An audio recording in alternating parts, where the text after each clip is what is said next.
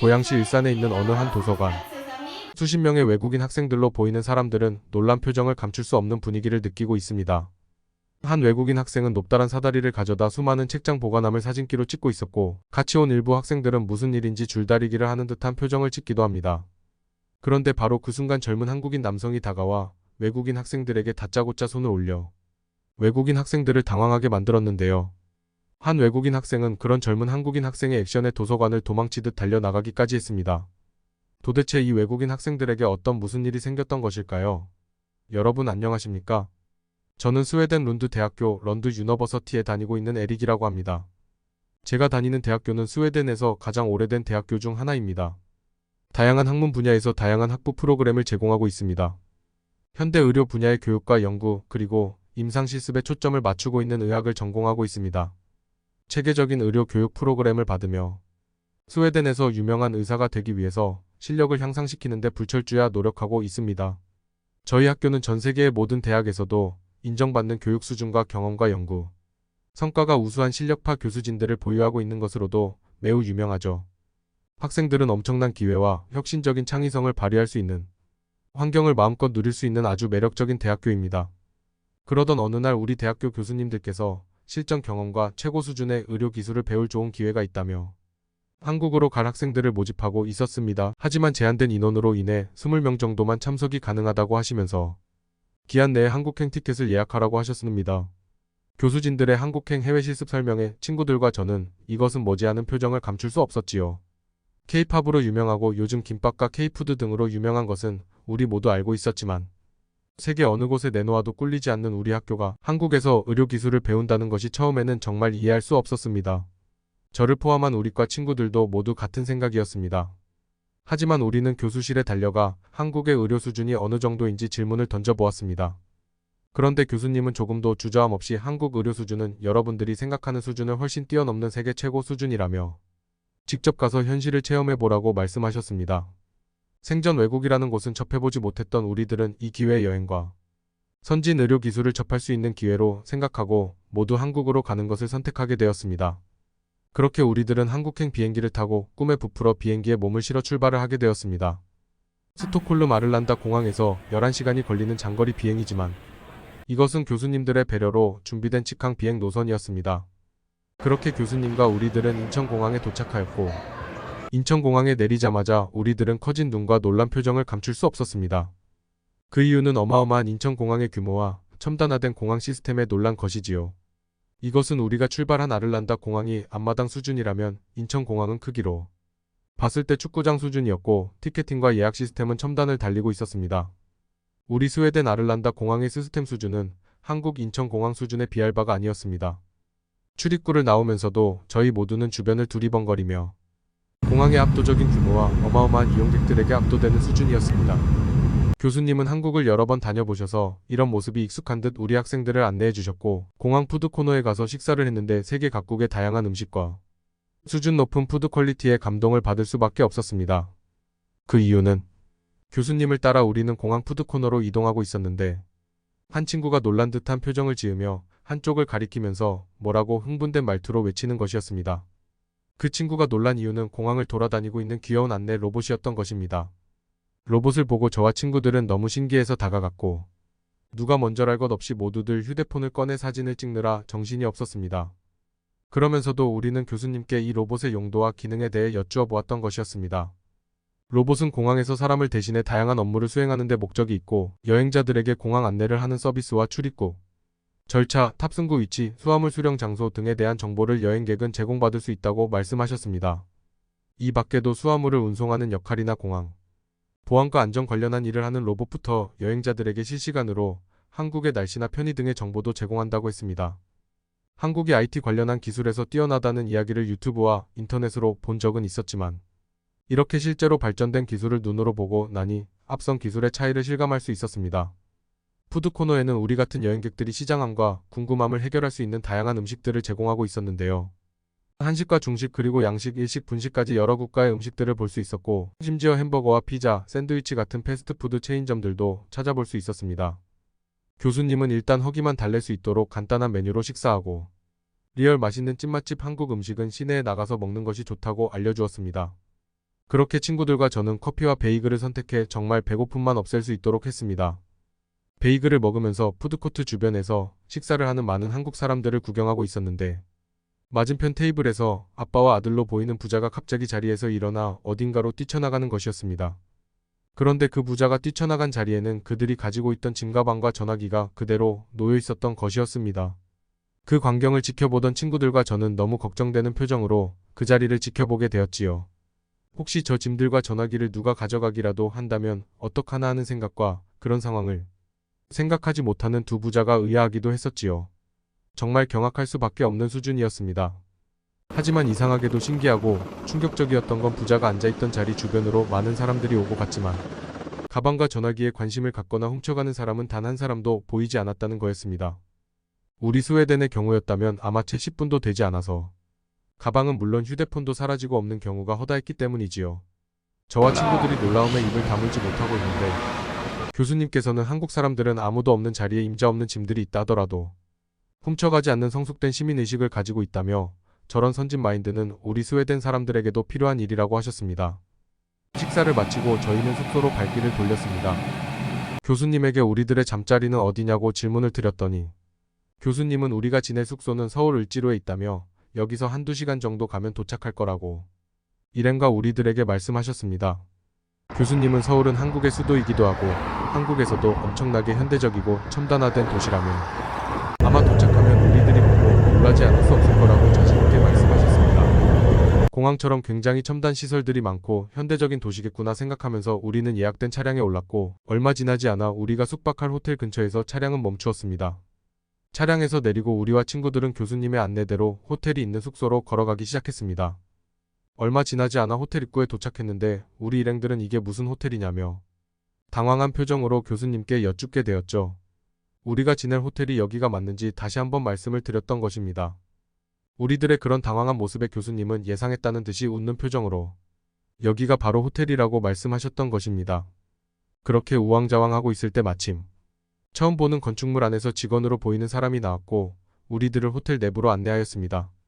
우리가 지내게 된 호텔은 을지로에 위치한 굿모닝하우스라는 호텔이었는데 우리가 생각하고 예상했던 현대적 호텔과는 매우 다른 모습에 우리들은 놀라는 표정을 지을 수밖에 없었습니다.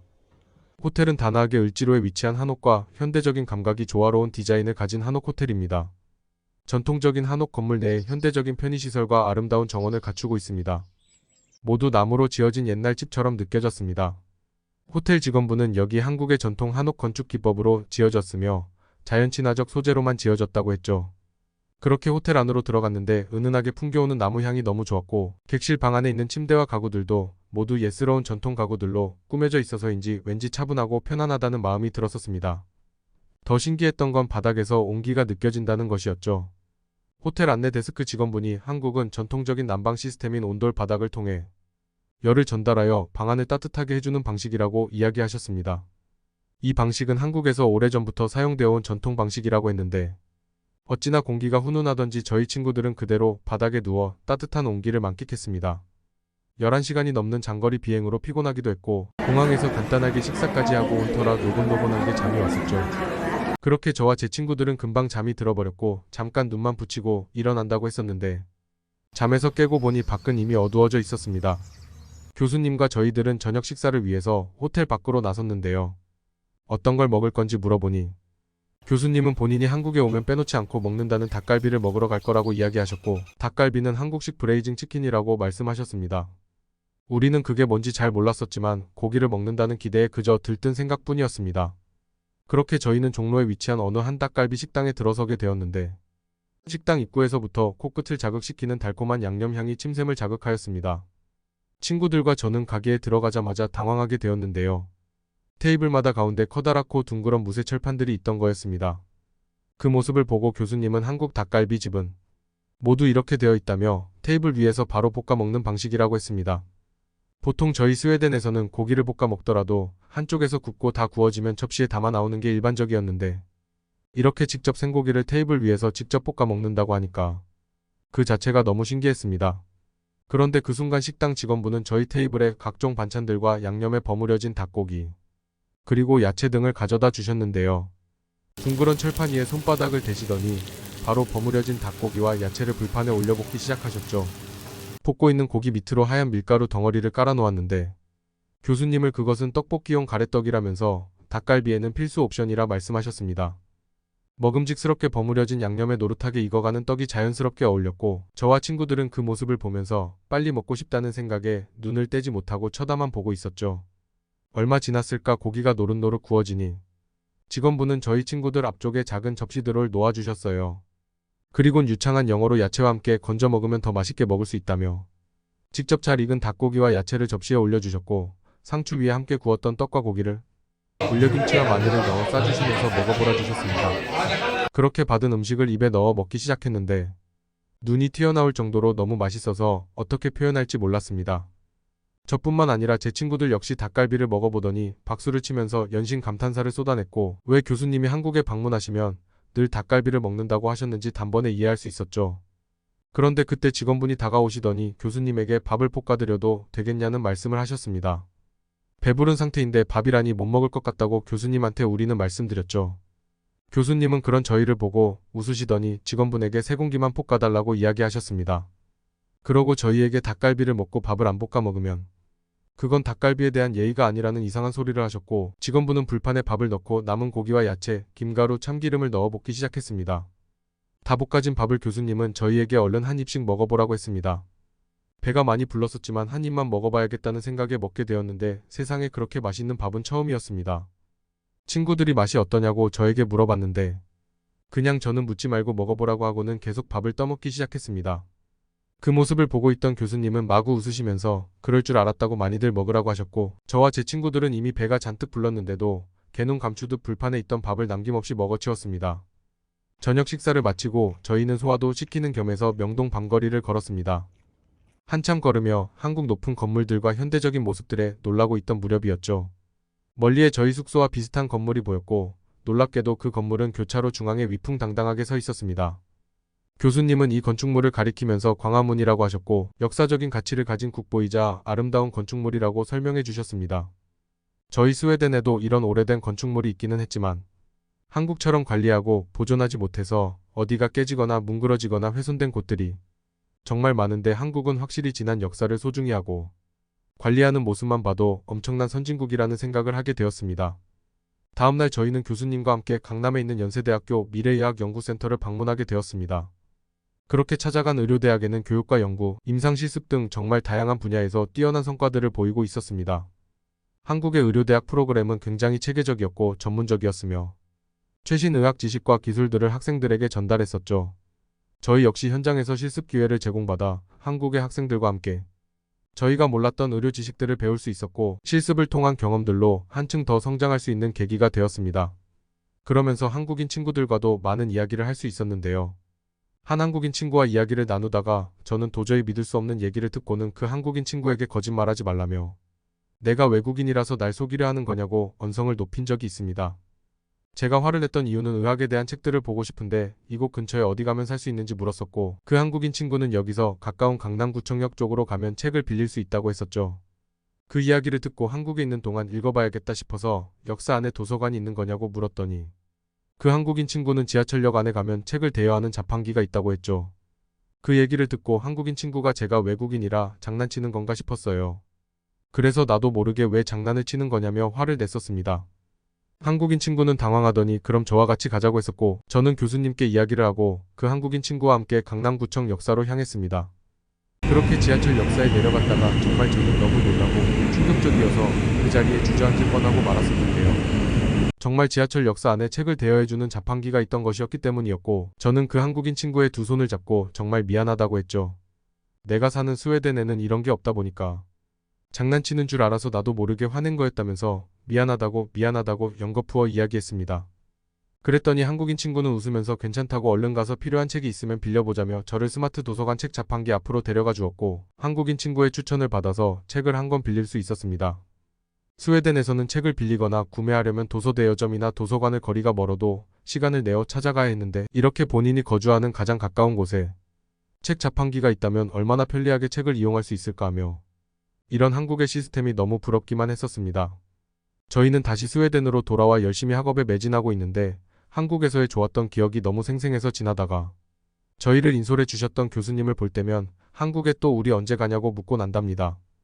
교수님은 웃으시면서 한국을 갈 기회가 또 생긴다면 꼭 저에게 알려주겠다면서 학업에 열중하고 있으라고 하셨고, 언제가 될지는 모르겠지만 그 자체로 너무나 설레어서 하루빨리 그런 날이 오기를 손꼽아 기다리고 있습니다.